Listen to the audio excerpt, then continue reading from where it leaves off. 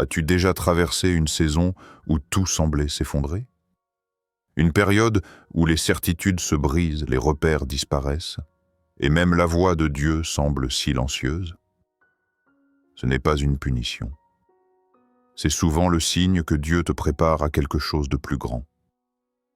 Oui, ma sœur, Dieu brise toujours avant d'utiliser. Bienvenue sur cette chaîne, dédiée à tous ceux et celles qui veulent te marcher dans la victoire en Jésus-Christ. Avant d'aller plus loin, abonne-toi dès maintenant, clique sur j'aime et partage cette vidéo à une femme que Dieu est en train de façonner.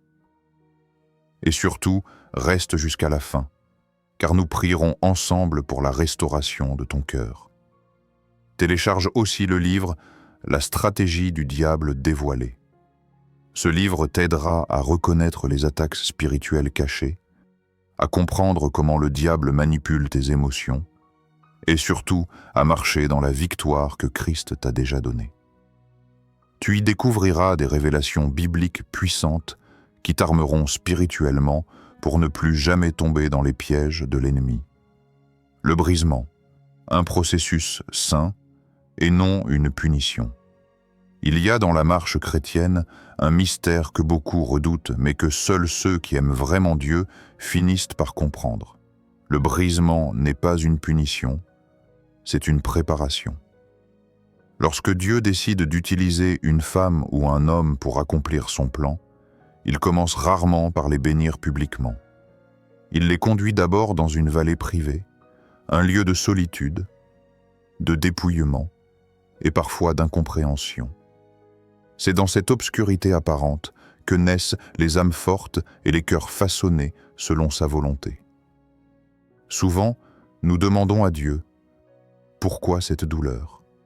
Pourquoi cette épreuve ?» Mais le Seigneur répond en silence parce qu'il agit dans les profondeurs invisibles de ton être. Il ne te détruit pas, il te prépare. Il ôte ce qui empêche sa gloire de couler librement en toi. Il t'apprend à dépendre de lui seul. Le désert n'est pas une punition, c'est une salle d'entraînement céleste. La parole nous rappelle dans Psaume 34, verset 19. « L'Éternel est près de ceux qui ont le cœur brisé, et il sauve ceux qui ont l'esprit abattu. » Ce verset ne parle pas d'un Dieu lointain, mais d'un Père qui s'approche encore plus près quand tout semble s'effondrer. Ton cœur brisé devient alors le lieu même de sa présence. Dans le monde, on associe le brisement à la faiblesse. Mais dans le royaume de Dieu, le brisement est la porte de la puissance. Ce n'est pas un effondrement, c'est une transformation. Dieu brise non pas pour humilier pas, mais pour reconstruire selon son plan parfait. Regarde l'argile dans les mains du potier. Elle doit être broyée, humidifiée et reformée avant de devenir un vase d'honneur. Il en est de même pour toi. Si tu ressens que tout s'écroule, sache que Dieu te façonne. Il prépare ton cœur pour porter ce que ton orgueil ne pourrait jamais soutenir. Le brisement révèle aussi les motivations cachées. Il sépare ce qui vient de la chair de ce qui vient de l'esprit. Dans la douleur, on découvre si l'on cherchait Dieu pour ce qu'il donne ou pour ce qu'il est. C'est là que l'amour devient pur et que la foi devient réelle. Lorsque Joseph fut trahi par ses frères et enfermé dans une prison, il n'avait aucune idée que Dieu le préparait à gouverner l'Égypte. Lorsque David fuyait Saül, il ne savait pas encore qu'il deviendrait roi.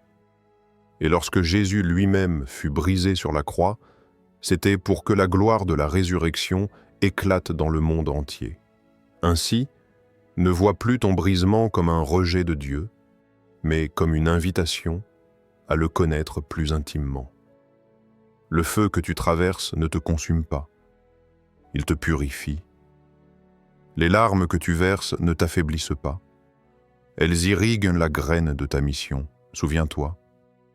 Dieu ne confie jamais une grande mission à un cœur non brisé. C'est dans la fracture que naît la lumière, et c'est dans la douleur que s'enracine la gloire.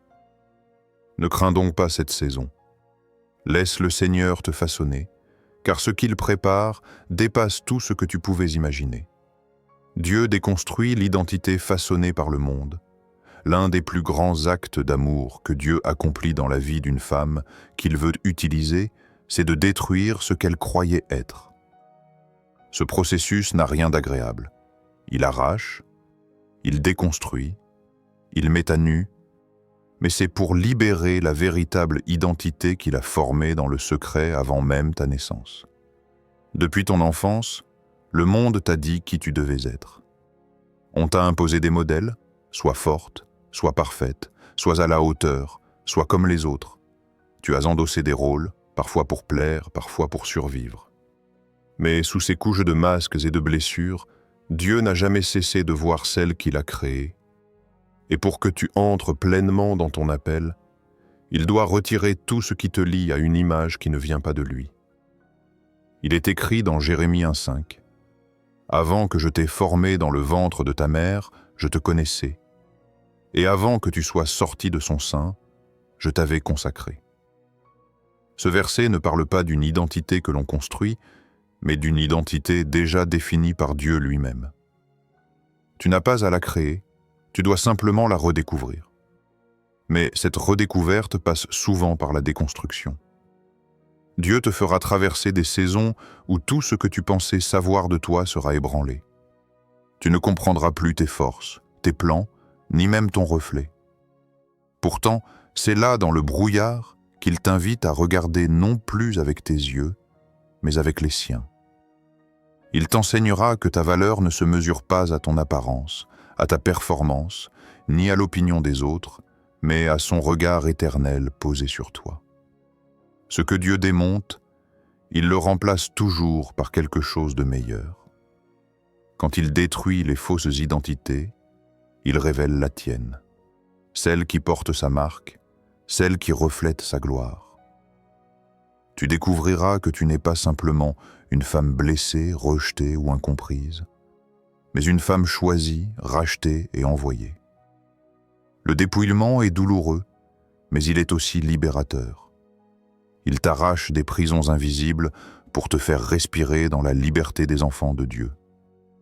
Souvent, Dieu te fera passer par des environnements où tu n'auras plus aucun rôle à jouer. Il te mettra à l'écart des applaudissements, des validations humaines, des comparaisons qui t'étouffaient. Pourquoi ? Parce qu'il veut que ta confiance repose uniquement sur lui. C'est dans le silence qu'il te dit « Tu n'as pas besoin de te prouver, tu es déjà accepté ». C'est dans le secret qu'il murmure « Tu n'as pas besoin d'imiter, je t'ai créé unique ». Et c'est dans la solitude qu'il te révèle « Ce que le monde a essayé d'effacer, moi je vais le restaurer ». Quand Dieu te dépouille, c'est pour que tu ne sois plus esclave du regard des autres. C'est pour que ton identité ne repose plus sur les circonstances, mais sur sa parole. Et la parole déclare dans 2 Corinthiens 5,17 « Si quelqu'un est en Christ, il est une nouvelle créature.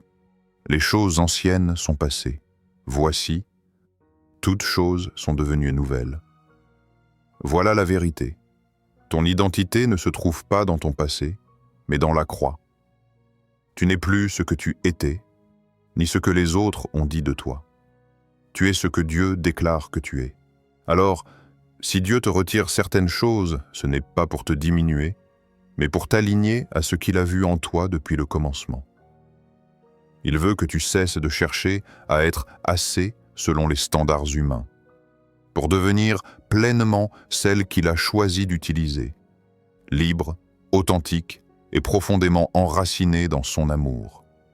Dieu brise les attachements émotionnels pour restaurer l'amour pur. Il n'existe pas de véritable appel sans purification du cœur. Avant d'élever une femme dans sa mission, Dieu commence toujours par sonder ses attachements. Pourquoi ? Parce qu'il ne partage pas le trône de ton cœur. Il ne tolère pas que quelque chose ou quelqu'un prenne la place qui lui revient. Alors, dans son amour, il brise les liens qui t'empêchent de l'aimer librement. Ce n'est jamais pour te faire souffrir, mais pour te délivrer, souvent Dieu te retire des relations qui t'éloignent de lui, des amitiés qui te distraient, des dépendances affectives qui t'enchaînent, ou même des loyautés qui étouffent ton appel. Il le fait non parce qu'il veut t'isoler, mais parce qu'il veut te sanctifier. Un cœur divisé ne peut pas porter la plénitude du Saint-Esprit. La parole nous enseigne dans Matthieu 22, 37 « Tu aimeras le Seigneur, ton Dieu, de tout ton cœur, de toute ton âme et de toute ta pensée. » Aimer Dieu de tout son cœur, c'est lui laisser la totalité. Pas la moitié, pas un coin secret qu'on garde pour soi, tout. Pourtant, beaucoup de croyants disent aimer Dieu tout en restant liés émotionnellement à des personnes ou des souvenirs qu'ils ne veulent pas lâcher. Mais Dieu ne peut pas bâtir sa gloire sur un cœur partagé. Alors, quand il décide de t'utiliser, il commence par t'enseigner à aimer sans t'attacher. Il t'apprend à donner sans dépendre, à bénir sans posséder, à aimer les gens sans t'y perdre. Souvent, ce processus ressemble à une séparation douloureuse. Dieu t'amène à renoncer à une relation, à un rêve, à un attachement que tu croyais vital. Tu pleures, tu ne comprends pas. Mais c'est exactement là qu'il agit. Il t'apprend à remettre ce que tu aimes entre ses mains, à la manière d'Abraham sur le mont Morija. Il est écrit dans Genèse 22, 2 « Prends ton fils, ton unique, celui que tu aimes, Isaac. Va-t'en au pays de Morija, et là, offre-le en holocauste. » Ce n'était pas qu'un test pour Abraham, c'était une révélation. Dieu voulait voir si son amour pour lui était plus grand que son amour pour la promesse. Et c'est pareil pour toi. Parfois, Dieu te demande de poser ton Isaac sur l'autel. Cette relation, ce projet, ce rêve qui a pris trop de place. Il veut savoir, le choisis-tu, lui, même si cela coûte? Et quand tu réponds « oui », même les larmes aux yeux, alors ton cœur devient libre. Libre d'aimer Dieu sans rival. Libre d'aimer les autres sans dépendance. Libre de recevoir sans craindre de perdre. Le brisement émotionnel n'est pas une fin, c'est une purification. Dans cette douleur, Dieu t'apprend à aimer d'un amour pur, un amour qui ne cherche pas son intérêt, mais qui se donne sans calcul. Il t'enracine dans la certitude que son amour suffit. Il est écrit dans Romains 8, 38 à 39. « Car j'ai l'assurance que ni la mort, ni la vie, ni les anges, ni les dominations, ni les choses présentes, ni les choses à venir, ni les puissances, ni la hauteur, ni la profondeur, ni aucune autre créature ne pourra nous séparer de l'amour de Dieu manifesté en Jésus-Christ, notre Seigneur. » Quand tu découvres cette vérité, ton cœur cesse de courir après ce qui ne peut le combler. Tu n'as plus besoin d'être aimé pour exister. Tu existes parce que tu es aimé de Dieu. Et cette révélation te rend invincible. Tu n'aimes plus pour combler un vide, tu aimes pour manifester la nature de ton Père. Voilà la liberté du cœur brisé. Un cœur qui ne s'accroche plus à l'humain, mais qui s'abandonne totalement à Dieu. Dieu apprend la confiance radicale à travers la perte de contrôle. Il y a des saisons où Dieu semble retirer les rênes de ta vie. Les plans que tu avais faits s'effondrent, les certitudes disparaissent, et ce que tu croyais stable devient soudain incertain. Ce n'est pas un hasard, ni une malédiction, c'est une école. L'école de la confiance radicale. Dieu sait que tant que tu cherches à tout maîtriser, tu ne pourras jamais dépendre totalement de lui. Alors, dans son amour, il te place dans des situations où tes stratégies ne fonctionnent plus, où ton intelligence ne suffit plus, où la seule option qui te reste est de croire. Et c'est là, précisément là, que la vraie foi naît. La parole déclare dans Proverbes 3, verset 5, « Confie-toi en l'Éternel de tout ton cœur, et ne t'appuie pas sur ta sagesse. » Ce verset n'est pas une simple exhortation, c'est une clé de vie spirituelle. Tant que tu t'appuies sur ta propre compréhension, tu limites la puissance de Dieu dans ta vie. Mais quand tu lâches prise, quand tu acceptes de ne plus comprendre, alors tu ouvres la porte à l'impossible. Le contrôle est souvent une illusion née de la peur. Peur de perdre, peur d'échouer, peur d'être déçu. Mais dans le royaume, la foi commence là où la peur s'arrête. Dieu te conduit dans des zones où ton seul appui est sa promesse, pas ta logique. C'est dans ces moments de vulnérabilité que tu découvres sa fidélité. Regarde Abraham. Dieu lui a demandé de partir sans lui dire où il allait. Regarde Pierre. Il a marché sur l'eau tant qu'il a gardé les yeux fixés sur Jésus.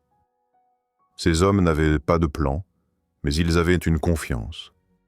Et c'est cette confiance qui a libéré la puissance de Dieu dans leur vie. Lorsque tu acceptes de ne plus tout prévoir, tu découvres une liberté que rien ne peut t'enlever. Tu n'es plus l'esclave des circonstances, tu es conduite par l'Esprit. Tu ne vis plus en réaction, tu vis en révélation. Tu apprends à avancer pas à pas, sans carte ni garantie, mais avec une certitude, Dieu est avec toi et c'est suffisant. Il est écrit dans Psaume 37,5. Recommande ton sort à l'Éternel, mets en lui ta confiance et il agira. Remarque bien, il agira. Mais il n'agit pas tant que tu essaies de tout contrôler. C'est quand tu t'abandonnes que sa main se déploie. Le ciel répond à la foi, pas au calcul. La perte de contrôle est donc une invitation au repos. Tu n'as plus besoin de tout comprendre, parce que tu connais celui qui comprend tout. Tu n'as plus besoin de tout prévoir, car ton avenir est déjà entre les mains du Créateur. Et plus tu t'abandonnes, plus tu expérimentes la paix surnaturelle que Jésus a promise. Je vous laisse la paix, je vous donne ma paix. Je ne vous donne pas comme le monde donne. Que votre cœur ne se trouble point et ne s'alarme point. Jean 14, 27. Dieu veut t'apprendre une foi mature, pas une foi conditionnelle, mais une foi radicale. Celle qui dit « Seigneur, même si je ne vois rien, je te crois. Même si tout semble perdu, je t'aime encore. Même si tout s'écroule, je sais que tu tiens ma vie dans tes mains. » Et lorsque tu atteins ce niveau d'abandon, quelque chose de puissant se produit. La peur recule, la paix t'envahit et la présence de Dieu t'enveloppe. Car la confiance radicale attire la faveur divine. C'est le secret des hommes et des femmes que Dieu utilise puissamment. Ils ne comprennent pas toujours, mais ils obéissent toujours. Alors, si tu te sens dans une saison où tout échappe, ne panique pas. Tu n'es pas en train de perdre le contrôle, tu es simplement en train d'apprendre à faire confiance. Et dans ce lâcher-prise, Dieu construit en toi une foi que rien ni personne ne pourra briser. Dieu brise l'orgueil pour manifester sa gloire. L'un des travaux les plus délicats que Dieu accomplit dans la vie d'une femme qu'il veut élever, c'est le brisement de l'orgueil. Ce n'est pas l'orgueil bruyant, celui qui se vante ou s'exhibe, mais souvent un orgueil silencieux, subtil, caché dans les profondeurs du cœur. Le besoin d'être vu, de plaire, d'être reconnu, d'être approuvé. Même les âmes les plus douces peuvent porter ces traces invisibles. Et Dieu, dans son amour jaloux, décide de les déraciner, car il ne partage jamais sa gloire. Il est écrit dans Jacques 4,6. Dieu résiste aux orgueilleux, mais il fait grâce aux humbles. Ces mots ne sont pas une menace, mais une promesse. Quand Dieu brise l'orgueil, il ne rejette pas, il prépare. Il forme des femmes capables de porter sa gloire sans la détourner vers elle-même. L'orgueil n'est pas toujours visible. Parfois, il se cache derrière la peur d'échouer, le besoin de contrôle, ou la recherche constante d'approbation. Il peut même se déguiser en zèle spirituel quand on agit pour Dieu mais qu'on espère secrètement être admiré. Et pour purifier ce cœur, Dieu permet des situations qui blessent notre ego, un retard inexpliqué, un oubli, une trahison, un rejet. Ces moments qui nous humilient ne sont pas là pour nous détruire, mais pour révéler ce qui doit mourir en nous. Il faut du courage pour accepter d'être invisible. Dieu cache souvent ses servantes avant de les exposer. Il les forme dans l'ombre, loin des projecteurs, pour que leur regard reste fixé sur lui seul. C'est dans les saisons d'oubli que naît la fidélité véritable, celle qui ne dépend ni des applaudissements, ni du regard des hommes. Quand tu apprends à servir dans le secret, ton service devient pur, ton amour devient sincère, et ta récompense vient directement du ciel. Jésus lui-même a donné l'exemple. Avant d'être glorifié, il s'est abaissé. Avant la couronne, il y a eu la croix. La parole nous le rappelle dans Philippiens 2, 8 à 9.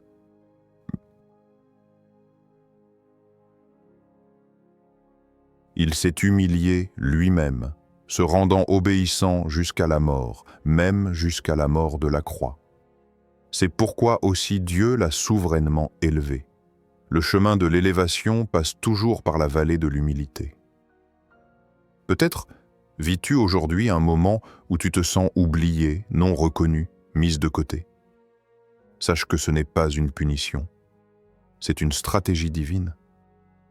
Dieu te cache pour te protéger, parce qu'il refuse que ta gloire personnelle détruise ce qu'il veut construire en toi. Il veut t'apprendre à trouver ta valeur non pas dans les regards humains, mais dans son regard d'amour. Il veut que tu serves sans attendre d'être vu, que tu donnes sans chercher de retour, que tu aimes sans condition. Ce brisement de l'orgueil est douloureux, parce qu'il nous dépouille de tout ce qui flattait notre image. Mais il produit un fruit précieux, la dépendance au Saint-Esprit. Quand tu n'as plus besoin de reconnaissance, tu es libre. Quand tu ne cherches plus à plaire, tu peux enfin obéir. Quand tu cesses de défendre ton image, tu permets à Dieu de révéler la sienne à travers toi. Et c'est là que sa gloire descend. Car Dieu ne confie sa puissance qu'au cœur qui ne la revendiqua pas. C'est dans les mains brisées, les cœurs humbles et les vies cachées que sa lumière brille le plus fort. Alors, si tu traverses une saison d'humiliation, de rejet ou d'injustice, ne résiste pas à ce travail. C'est le creuset dans lequel Dieu prépare ta promotion spirituelle. Souviens-toi, l'orgueil te fait briller pour un instant, mais l'humilité te fait porter la gloire pour l'éternité. Dieu te cache maintenant pour te révéler plus tard, pas pour ta gloire, mais pour la sienne. Dieu enlève la sécurité terrestre pour ancrer la foi dans l'éternité. Il y a un moment dans la marche avec Dieu où le Seigneur commence à secouer tout ce qui, jusque-là, semblait solide. Les piliers humains, les ressources matérielles, les relations rassurantes. Tout ce qui donnait l'impression de stabilité peut soudain vaciller. Non pas parce que Dieu veut t'appauvrir, mais parce qu'il veut t'enraciner ailleurs, dans ce qui est éternel. Nous vivons dans un monde qui mesure la sécurité à travers ce que l'on possède, ce que l'on contrôle ou les personnes sur qui l'on peut compter. Pourtant, Dieu sait qu'aucun de ses appuis n'est réellement sûr. Il veut t'apprendre que la vraie sécurité ne vient pas de ce qui est visible, mais de ce qui est spirituel. C'est pourquoi il permet parfois que tout ce que tu tenais pour acquis te glisse entre les doigts. Il est écrit dans Hébreux 13:14, « Car nous n'avons point ici-bas de cité permanente, mais nous cherchons celle qui est à venir. » Ce verset renverse complètement la logique du monde. Il nous rappelle que nous ne sommes pas faits pour bâtir notre vie sur le sable des circonstances, mais sur le rocher inébranlable qu'est Christ. Quand Dieu retire tes appuis terrestres, c'est pour te donner une fondation céleste. Quand il ferme des portes humaines, c'est pour t'apprendre à dépendre de sa main. Et quand il te dépouille de certaines sécurités, c'est pour te révéler la paix qui ne dépend de rien d'autre que de lui. Beaucoup de croyants confondent confort et stabilité. Mais Dieu ne cherche pas ton confort, il cherche ta foi. Et la foi ne grandit jamais dans la facilité. Elle se forme dans le manque, dans l'attente, dans le silence. C'est là quand plus rien ne semble tenir, que tu apprends à dire « Seigneur, tu es tout ce qu'il me reste, mais tu es aussi tout ce dont j'ai besoin ». Ce dépouillement est un acte d'amour. Dieu t'arrache à la fragilité de ce monde pour t'enraciner dans sa fidélité éternelle. Tant que ton cœur s'appuie sur les choses temporaires, tu demeures vulnérable. Mais quand ta foi s'enracine dans le ciel, tu deviens inébranlable, même au milieu de la tempête. Il est écrit dans Habacuc 3:17-18, « Car le figuier ne fleurira pas, la vigne ne produira rien. Cependant, moi je me réjouirai en l'Éternel, je me réjouirai dans le Dieu de mon salut. » Voilà le secret des âmes fortes. Elles ne fondent pas leur joie sur ce qu'elles possèdent, mais sur celui qu'elles connaissent. Le dépouillement spirituel te libère de la peur de manquer. Il transforme ton regard. Tu ne vois plus la perte comme une fin, mais comme une invitation à découvrir la suffisance de Christ. Tu apprends que sa grâce vaut mieux que la richesse, que sa présence vaut mieux que la stabilité, et que sa promesse vaut mieux que tous les plans humains. Et soudain, la paix s'installe. Pas une paix fragile, dépendante des circonstances, mais une paix profonde, enracinée dans l'éternité. Cette paix ne tremble pas quand tout s'effondre, car elle repose sur un royaume qui ne peut être ébranlé. Peut-être que Dieu te retire aujourd'hui quelque chose que tu aimais, quelqu'un sur qui tu t'appuyais, ou une sécurité que tu croyais acquise. Ne résiste pas. Ce qu'il prend, c'est ce qui t'empêchait de le voir comme ton seul abri. Il ne t'appauvrit pas, il t'enrichit de sa présence. Et quand tu comprendras cela, tu découvriras que le dépouillement n'est pas une perte, mais une élévation. Tu ne t'accroches plus à la terre, tu t'attaches au ciel. Dieu guérit la voie intérieure de condamnation. L'une des prisons les plus silencieuses, mais aussi les plus puissantes, dans laquelle beaucoup d'enfants de Dieu vivent encore, est celle de la condamnation intérieure. Tu peux aimer Dieu, prier, servir, et pourtant entendre constamment cette petite voix qui murmure « Tu n'es pas assez, tu n'es pas digne, tu as échoué trop souvent ». Cette voix ne vient pas de Dieu. Elle est l'écho des blessures du passé, des paroles prononcées contre toi, ou des mensonges que l'ennemi a semés dans ton esprit pour t'éloigner de ta véritable identité en Christ. Mais Dieu, dans son immense amour, ne veut pas que tu vives avec cette oppression intérieure. Il veut guérir cette voix. Il veut la faire taire pour que tu entendes la sienne. Une voix qui restaure, qui relève, qui appelle à la vie. La parole nous rappelle dans Romains 8, « Il n'y a donc maintenant aucune condamnation pour ceux qui sont en Jésus-Christ. Aucune. Pas un peu, pas parfois, aucune. » Quand Jésus a dit sur la croix « Tout est accompli », Jean 19:30, il déclarait que la dette de ton passé était entièrement payée. Alors pourquoi continuer à te juger pour ce que Dieu a déjà effacé? Le diable est appelé l'accusateur des frères, Apocalypse 12:10, parce qu'il sait que tant qu'il te garde coupable, il te garde impuissante. Mais le Saint-Esprit, lui, ne condamne pas, il convainc.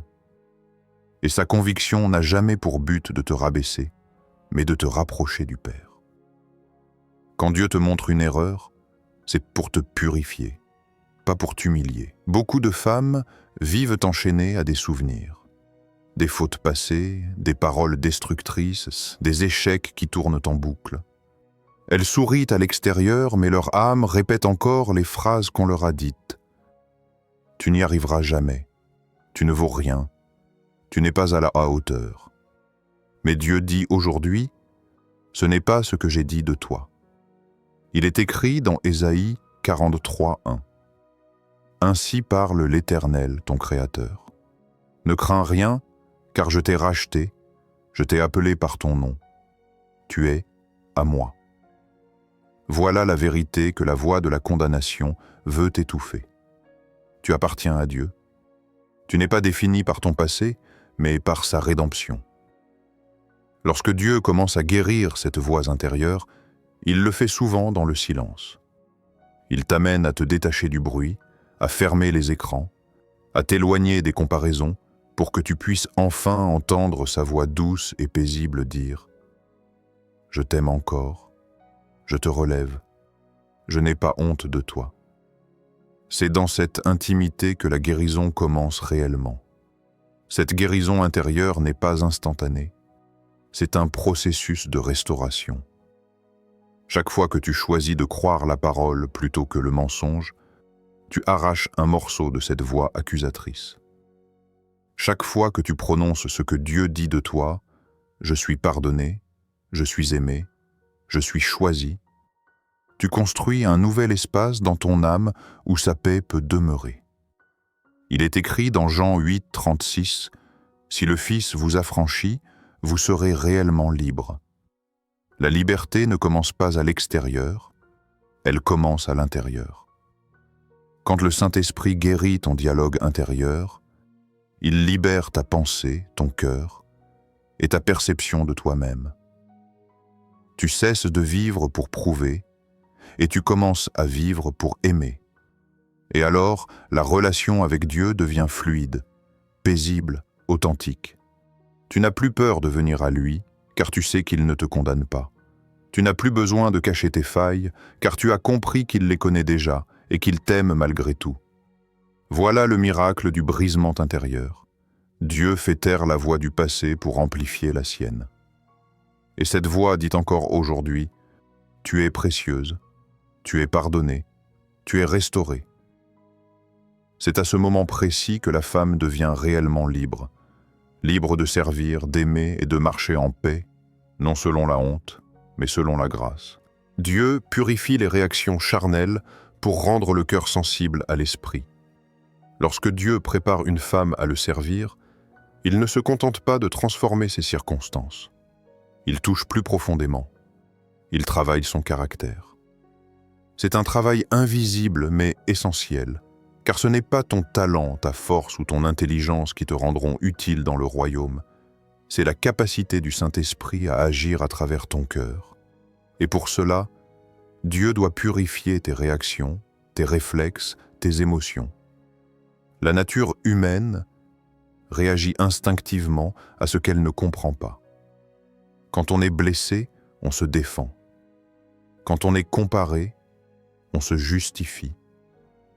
Quand on est rejeté, on se ferme.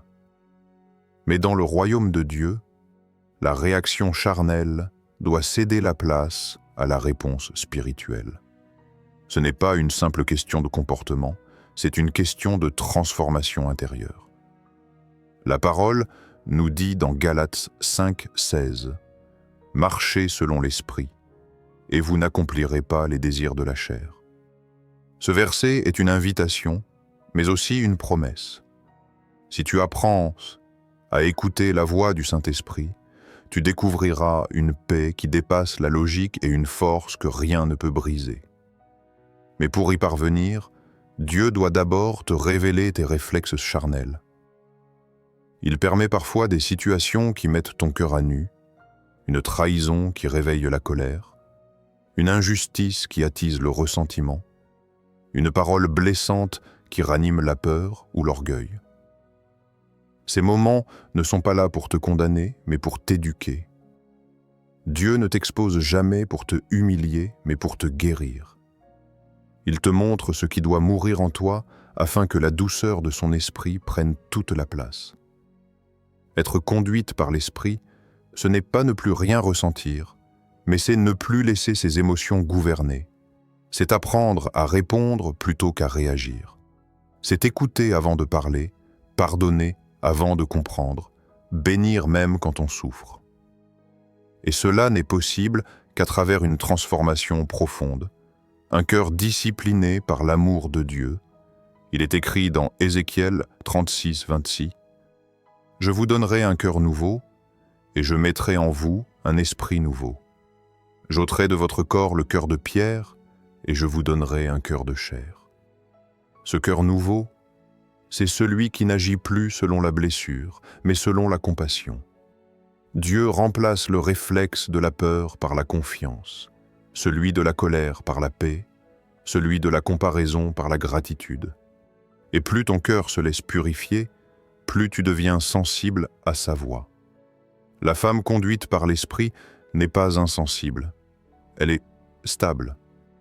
Elle ne nie pas ses émotions, mais elle les soumet à Christ. Elle ne vit plus selon ses humeurs, mais selon la vérité. Et c'est ce qui fait toute la différence. Au lieu d'être dirigée par les vents du monde, elle est guidée par le souffle du Saint-Esprit. Dieu cherche ce type de cœur, non pas parfait, mais disponible. Un cœur qui dit « Seigneur, je ne veux plus réagir selon ma chair, mais selon ton esprit. » Et quand il trouve ce cœur, il y fait habiter sa paix. La douceur devient sa force, la patience devient son arme, et la sagesse devient son parfum. Le Saint-Esprit t'invite à ce chemin. Il ne te demande pas d'être sans faille, mais d'être enseignable. Chaque émotion, chaque tension, chaque défi peut devenir une école où Dieu t'apprend à ressembler à Jésus.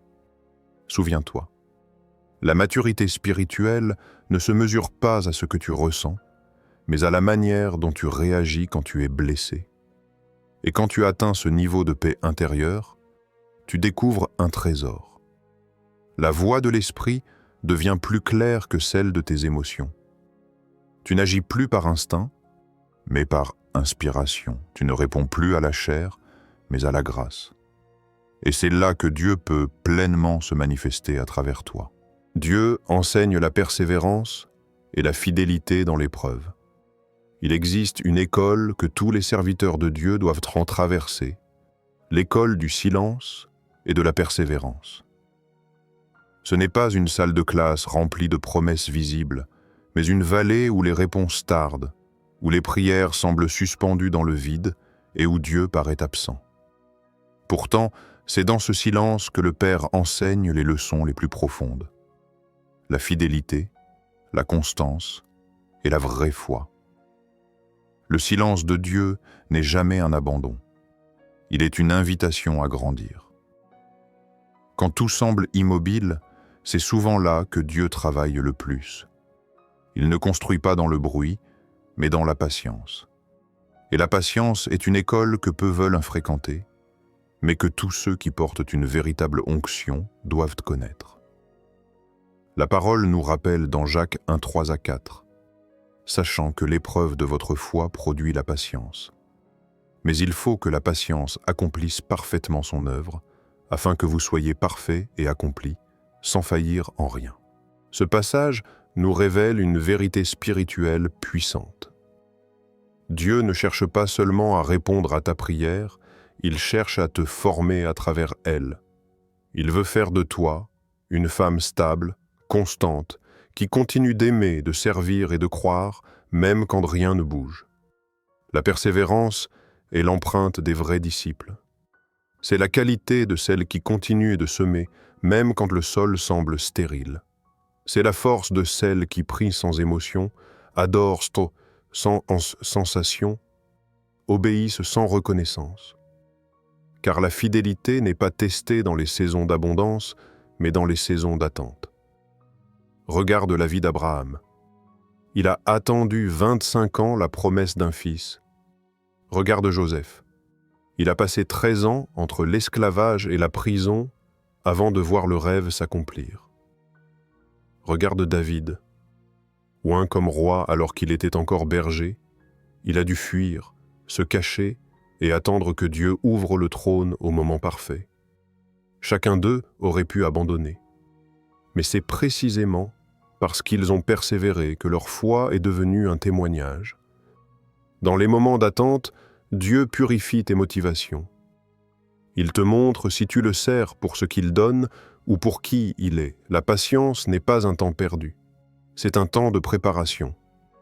Elle creuse les racines de ton âme, elle solidifie ton caractère, elle aligne ton cœur avec celui de Dieu. C'est dans l'attente que les désirs superficiels meurent et que les vrais désirs divins naissent. Il est écrit dans Romains 5, 3 à 4. La tribulation produit la persévérance la victoire dans l'épreuve, et la victoire dans l'épreuve l'espérance. Voilà le cycle du royaume. Dieu utilise la lenteur pour produire la profondeur.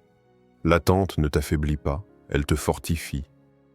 Et quand tu apprends à rester fidèle même dans le silence, le ciel te confie des choses plus grandes. Dieu cherche aujourd'hui des femmes fidèles, pas des femmes parfaites, mais des femmes constantes. Des femmes qui continuent à prier même quand la réponse tarde, qui continuent à aimer même quand elles ne sont pas comprises, qui continuent à servir même quand personne ne les applaudit. Ce sont elles que Dieu utilise pour bâtir, car elles ont appris à ne pas dépendre de l'émotion, mais de la conviction.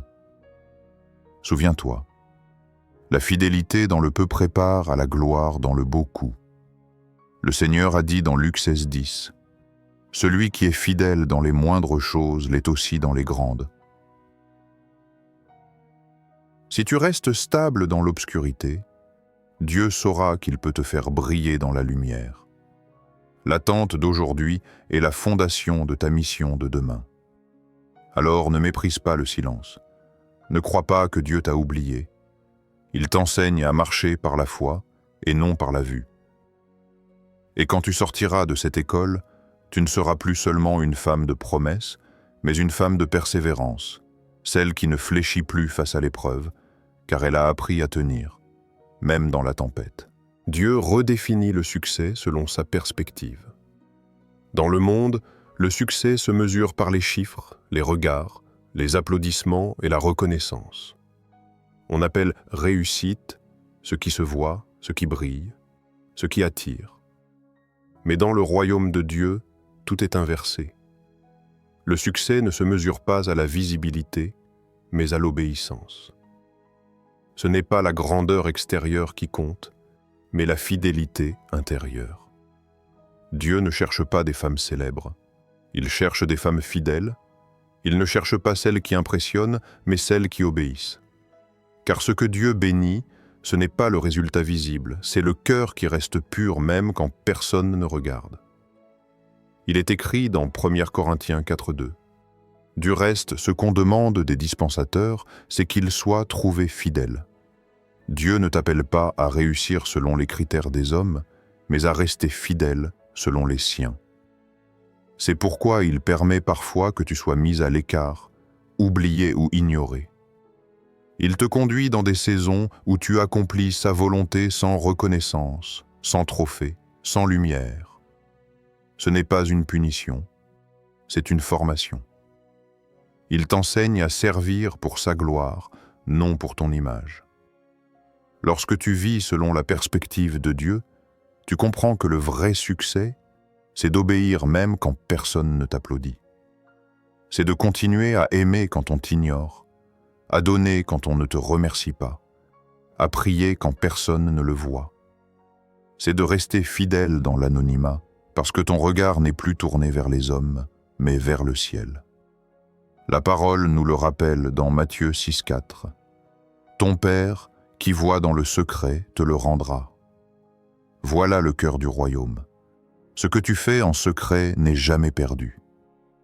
Chaque acte de fidélité caché, chaque prière faite dans les larmes, chaque geste d'amour sans retour devient un trésor éternel. Mais pour te conduire à ce niveau de maturité, Dieu doit briser en toi la recherche de validation humaine. Il t'apprend à ne plus vivre pour être vu, mais pour être approuvé par lui seul. Il ferme certaines portes pour t'enseigner que la valeur ne se trouve pas dans la reconnaissance, mais dans la présence.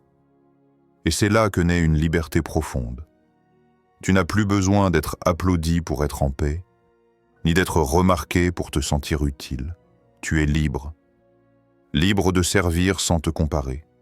Libre d'aimer sans attendre. Libre de marcher humblement, simplement, pleinement, dans la volonté de ton Père. Le succès, selon Dieu, c'est de ressembler à Jésus. Et Jésus, lui, n'a pas cherché la gloire des hommes. Il a lavé les pieds de ses disciples.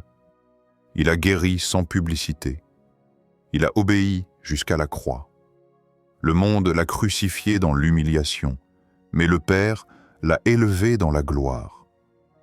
C'est ce chemin que Dieu t'invite à suivre, celui de l'humilité qui conduit à la victoire spirituelle. Il est écrit dans Philippiens 2:9. C'est pourquoi aussi Dieu l'a souverainement élevé, et lui a donné le nom qui est au-dessus de tout nom. Dieu élève toujours ceux qui se sont abaissés devant lui, ceux qui choisissent d'obéir plutôt que de paraître, ceux qui préfèrent plaire à Christ plutôt qu'aux hommes.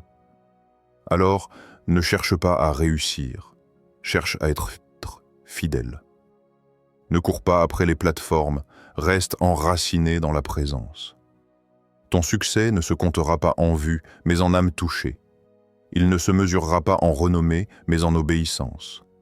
Et quand viendra le jour où tu te tiendras devant ton Seigneur, il ne te dira pas « Tu as brillé devant les hommes », mais « C'est bien, bonne et fidèle servante. Entre dans la joie de ton Maître ». Matthieu 25, 23. C'est cela, le vrai triomphe. Un succès invisible sur terre, mais éternel dans le ciel. Une gloire qui ne se célèbre pas dans les foules, mais dans le cœur du Père. Car la femme que Dieu utilise vraiment n'agit pas pour être vue, mais pour que Christ soit glorifié à travers elle. Si tu as traversé des saisons de douleur, d'attente, de dépouillement ou d'incompréhension, souviens-toi de ceci. Dieu ne t'a jamais abandonné. Ce que tu vis n'est pas une destruction, mais une construction cachée. Il brise pour bâtir. Il cache pour préparer. Il dépouille pour remplir. Chaque larme, chaque silence, chaque renoncement est un outil dans la main du potier qui façonne ton cœur à l'image de Christ. Tu n'es pas oublié. Tu es en formation, et le jour viendra où ce que Dieu a travaillé dans le secret éclatera dans la lumière, non pour ta gloire, mais pour la sienne. Ce que le monde ne comprend pas, le ciel le célèbre, ta fidélité dans l'obscurité, ton obéissance dans la douleur, ta foi quand tout semblait perdu.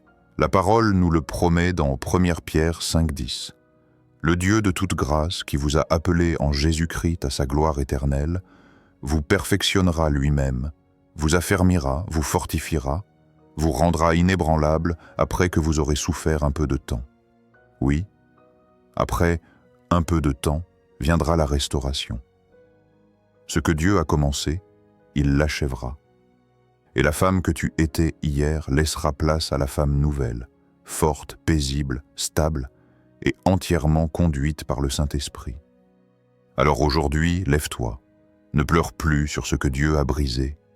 Remercie-le pour ce qu'il est en train de reconstruire. Remets-lui ton cœur, tes rêves, ton histoire, et laisse-le faire de ta vie un témoignage de sa fidélité. Si ce message a touché ton cœur, mets un « Amen » en commentaire ou écris simplement « Dieu est grand ». C'est une manière de proclamer ta foi publiquement et de dire « Seigneur, je choisis de te faire confiance même dans le processus ». Abonne-toi à cette chaîne pour ne manquer aucun enseignement inspiré de la parole. Chaque semaine, nous publions des messages pour t'aider à grandir spirituellement, à discerner les stratégies de l'ennemi et à marcher dans la victoire en Christ. Like cette vidéo si elle t'a béni. Partage-la à une sœur, une amie ou une personne que Dieu veut fortifier aujourd'hui. Et surtout, découvre le livre « La stratégie du diable dévoilée ». Comment discerner ses attaques et marcher dans la victoire en Christ. Ce n'est pas un simple ouvrage, c'est un véritable outil spirituel qui t'aidera à reconnaître les tactiques de l'ennemi contre ta vie, comprendre comment Dieu transforme les attaques en victoire, et apprendre à demeurer forte, stable et victorieuse dans toutes les saisons.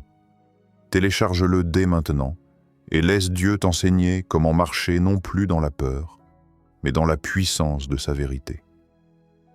Souviens-toi, tu es aimé, tu es choisi, tu es préparé. Dieu n'a pas fini avec toi. Il commence juste à se révéler à travers toi.